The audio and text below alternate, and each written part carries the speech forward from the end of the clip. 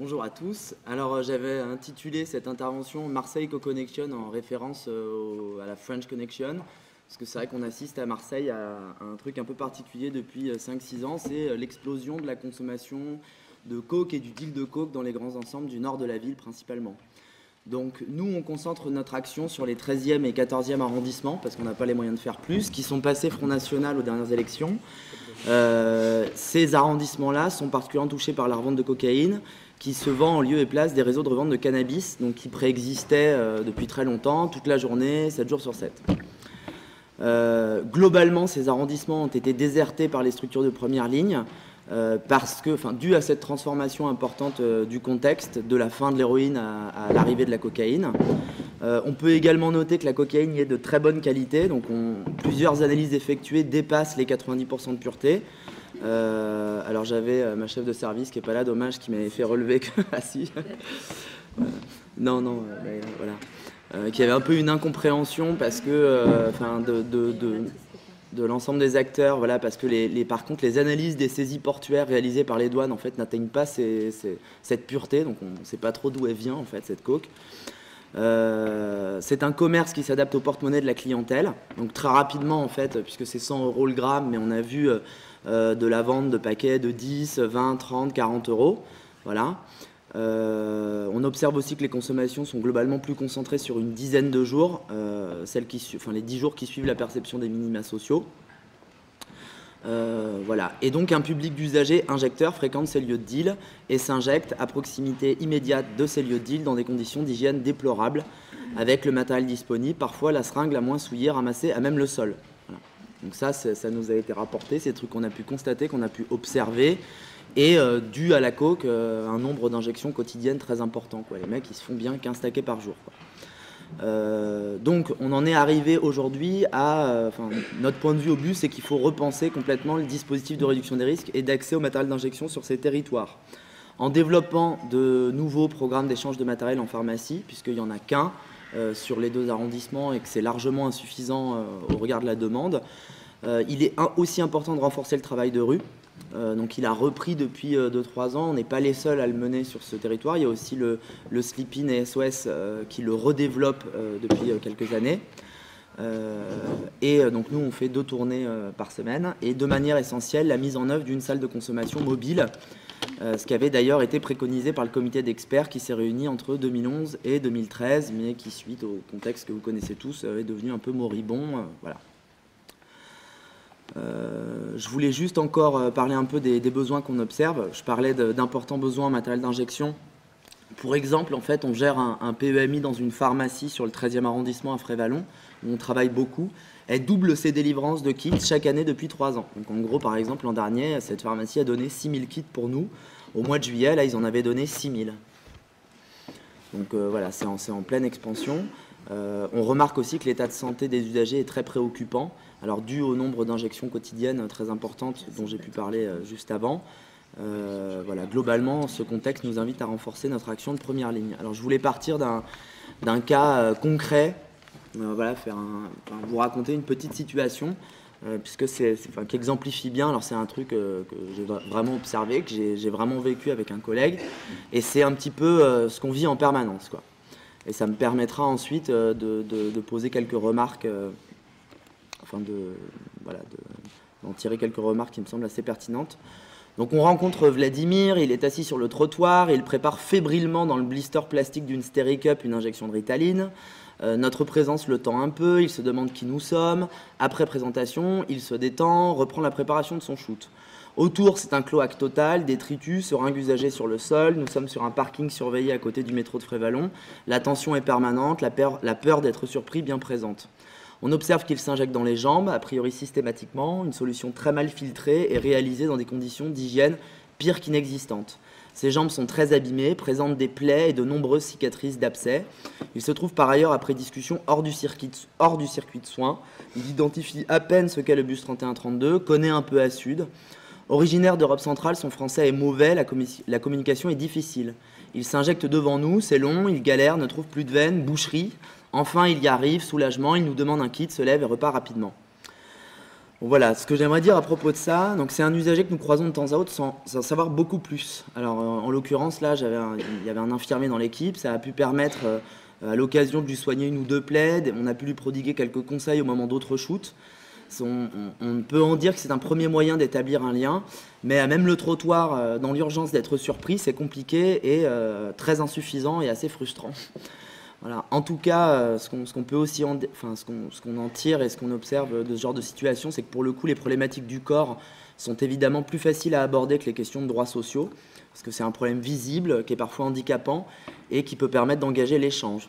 Voilà, on aime bien cette idée que le corps est alors un vecteur de relations humaines, d'où l'importance de l'infirmier. Alors, c'est un peu une spécificité pour le coup dans nos tournées de rue. C'est vrai que le Sleeping à Marseille, ils n'ont pas d'infirmier dans leur tournée. C'est assez intéressant d'en avoir parce que ça permet d'entrer de jeu, d'entrer dans la question du corps. Voilà. Alors, voilà, je parlais des soins de plaie en direct sur la voie publique, voilà, qu'on trouve à la fois bienvenue quand l'usager s'y attend pas. Ça peut être souvent un catalyseur de prise en charge. Voilà. Voilà, alors, donc ce travail de rue qu'on assure sur ces scènes de consommation dans les quartiers nous amène en permanence à assister à des injections, à ce type d'injection dans des conditions d'hygiène absolument déplorables et dans des conditions matérielles bien évidemment inadaptées. Alors ce qu'on fait, c'est qu'on se positionne de manière bienveillante. Ça permet bien souvent d'assurer une certaine protection des usagers au moment du shoot. Alors pourquoi? Parce que les usagers sont pourchassés, tabassés, caillassés par les chauffeurs. En gros, le truc, c'est qu'ils injectent à proximité des scènes de deal dans la cité, sauf que ils n'ont pas le droit de le faire parce qu'ils abandonnent des seringues, donc ils se font caillasser par les mecs qui surveillent, parce que sinon, les gens qui habitent dans la cité ont peur que leurs enfants se piquent. Donc voilà, il y a un peu une chasse permanente des usagers qui viennent acheter au plan. Voilà, on donne des conseils, on prodigue des conseils sur l'instant, je le répète encore, mais les conditions ne permettent pas une écoute et une application optimale de ces conseils. Voilà. On pense aussi qu'occuper la voie publique, s'intéresser au corps, donc sont d'excellentes manières de créer un premier lien thérapeutique, mais un espace manque entre la rue et l'accueil du carudo local. C'est ce que j'essaie d'exemplifier avec la situation. D'un côté, ce mec, on le voit en permanence s'injecter dans la rue, dans les jambes, mal, dans des conditions difficiles. On pourrait faire certainement des choses avec lui un peu plus à l'accueil de notre carude, mais dans la rapidité de la rencontre de la rue, c'est compliqué d'arriver à améliorer ce lien qui pourrait éventuellement l'amener vers des structures. Voilà, il manque cette ultime passerelle dont l'objectif, éloigné dans un premier temps de l'accès aux droits, permettrait aux usagers injecteurs les plus précaires un abri, une pause dans la violence quotidienne de la rue et la possibilité de réellement réduire les risques liés à leur consommation. Alors je voulais finir sur quelques observations qui sont liées quelques observations sur le tabou global en fait sur l'usage de la cocaïne à Marseille, parce qu'à notre avis ça représente un blocage majeur au développement de notre action. Alors on avait commencé à développer nos actions pas mal dans une école désaffectée à Sainte-Marthe en fait, c'était une école désaffectée pour des histoires d'amiante. C'était devenu une véritable scène ouverte de conso, donc on ramassait un millier de seringues par semaine là-bas. Et puis, même si ça fait partie des missions de notre CARUD, qu'on a assuré un vrai travail de médiation avec l'environnement, etc., ça n'a pas coupé. À un moment donné, donc, le comité d'intérêt de quartier de Sainte-Marthe s'est rendu compte qu'il y avait des trucs un peu louches qui se passaient dans cette école. Et le bâtiment était totalement muré. Ça a juste déplacé le problème, éparpillé encore les endroits où les usagers shootaient et encore plus complexifié notre action. Les médias véhiculent une image violente de Marseille par le récit de règlements de compte fréquents à l'arme de guerre, mais je ne sais pas si vous avez remarqué, le mot cocaïne n'est jamais, ne serait-ce qu'évoqué dans aucun de ces articles. Alors on parle beaucoup de règlements de compte à la Kalachnikov, jamais d'usagers, jamais de cocaïne. Le collectif, alors en plus il y avait un collectif Trafic Acteurs Territoire là, qui s'était mis en place, payé par la mairie pour élaborer un diagnostic autour des problèmes de deal et de conso dans les quartiers, sauf qu'il s'est intéressé qu'à la question du cannabis, alors qui est déjà un tabou important. Jamais, lors de la présentation des conclusions de ce travail en 2013, donc à l'IRTS des Flamands, la question de la cocaïne n'a été abordée. D'autres questions qui se posent, c'est qu'on ne connaît qu'une partie de la clientèle de ces réseaux. Je parle des usagers injecteurs, mais quid des autres? Et puis, est-ce qu'il y a d'autres publics d'injecteurs qu'on ne connaît pas? D'autant qu'on constate, donc, comme je le disais avant, une augmentation importante de la délivrance de kits base à Marseille. Voilà. Je voulais conclure sur le fait que le comité d'experts pour la construction d'un diagnostic préalable à la mise en œuvre d'espaces de consommation à moindre risque à Marseille n'a pas résisté à l'élection présidentielle et au municipal. Pourtant, la pertinence de la mise en œuvre d'une unité mobile de consommation à moindre risque avait été posée. Alors pourquoi mobile? Parce que comme je ne sais pas si ça s'est un peu ressenti dans la présentation, mais le truc c'est que les deals et les déplacements des usagers sur ces territoires sont hyper fluctuants en fait. Donc c'est assez grand, le 13e et le 14e arrondissement. Il y a de nombreux grands ensembles et les usagers sont en permanence en train de parcourir ces différents territoires et ces différents espaces parce que les plans sont mouvants en début de mois. Au début du mois de juillet, ça va être la Superco, ça va être à Frévalon, puis après ça va être à la Busserine. Donc on a un peu de mal à trouver des endroits où les rencontrer. Le problème est très diffus et très éparpillé et en perpétuel mouvement. Voilà, donc on a été stoppé dans notre élan puisqu'on était quasiment prêt à le mettre en place, ce dispositif d'unité mobile de consommation. Mais on continue à affirmer ici aussi l'importance de la mise en œuvre de ce dispositif en complément du travail de rue qu'on effectue déjà, qui convient d'amplifier. Et ce qu'on pense, c'est que les deux actions sont vraiment complémentaires. Voilà.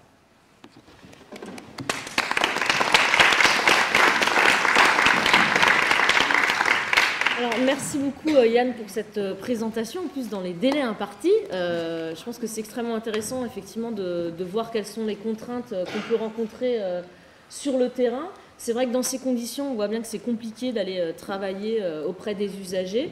Et c'est vrai que la question des salles de consommation se pose pleinement pour permettre de faire un travail plus individuel sur les pratiques de consommation. Après, c'est sûr que si les usagers, de toute manière, n'ont pas l'environnement favorable pour mettre en œuvre les conseils qu'on pourrait leur donner, c'est un peu un pari perdu d'avance qui est extrêmement compliqué.